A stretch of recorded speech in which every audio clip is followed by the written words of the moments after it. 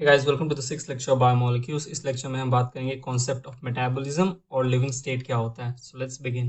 Metabolism का मतलब होता है chemical reactions. Chemical reactions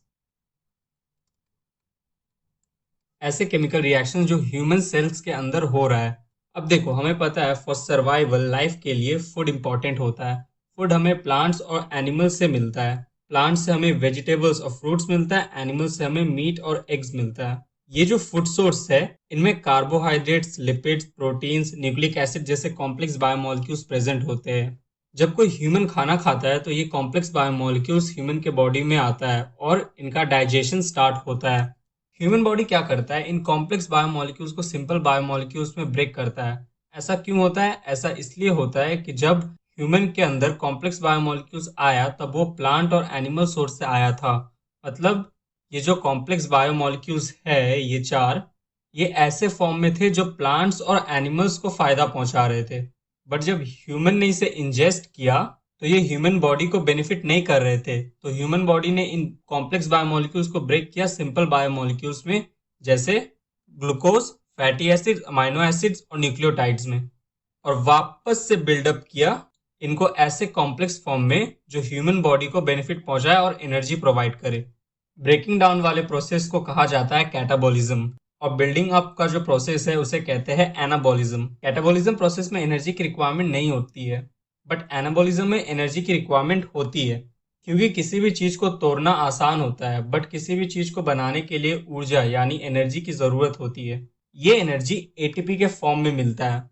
ATP के फॉर्म में एटीपी जब एडीपी में कन्वर्ट होता है तो एक इनऑर्गेनिक फॉस्फेट रिलीज होता है और इस इनऑर्गेनिक फॉस्फेट से एनर्जी मिलती है। तो ये एटीपी का कन्वर्शन एडीपी में होने पर जो एनर्जी मिलता है वो एनाबॉलिक प्रोसेस को कंप्लीट होने में हेल्प करता है, कॉम्प्लेक्स बायोमोलिक्यूल्स के फॉर्मेशन में हेल्प करता है, जिससे कि बॉडी को बेनिफिट हो और ह्यूमन सर्वाइव कर पाते हैं।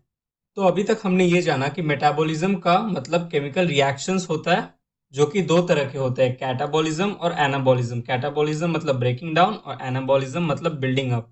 ये जो रिएक्शंस है ये कंटिन्यूअसली ह्यूमन बॉडी में चलता रहता है ताकि जो ह्यूमन बॉडी है वो सर्वाइव कर पाए।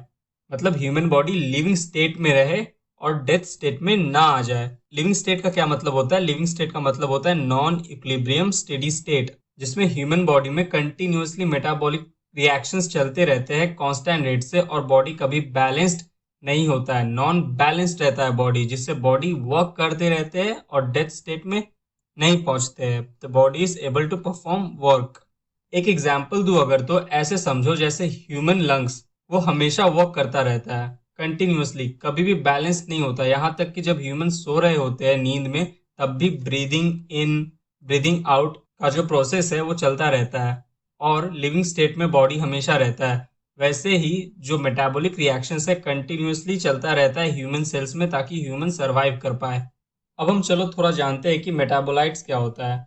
मेटाबोलाइट्स को कंपाउंड्स या बायोमोलिक्यूल्स भी कहा जाता है। कंपाउंड्स और बायोमोलिक्यूल्स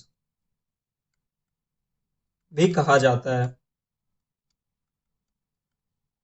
मेटाबोलाइट्स ऐसे सब्सटेंस है जो मेटाबॉलिज्म रिएक्शंस में पार्ट लेते हैं।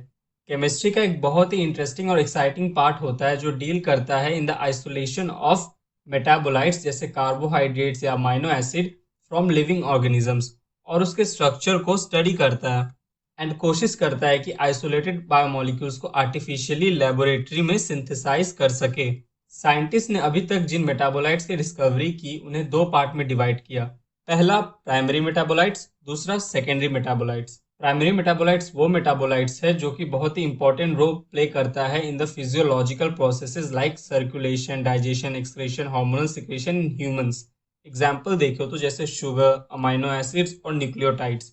Primary metabolites are found in animal cells. Animal cells में प्राइमरी मेटाबोलाइट्स पाया जाता है। सेकेंडरी मेटाबोलाइट्स की अगर हम बात करें तो सेकेंडरी मेटाबोलाइट्स ऐसे मेटाबोलाइट्स है जिनके बारे में हमारे पास ज़्यादा इंफॉर्मेशन नहीं है और हम ये पता भी नहीं कर सकते कि क्या इसका फिजियोलॉजिकल प्रोसेस में कोई काम होता है।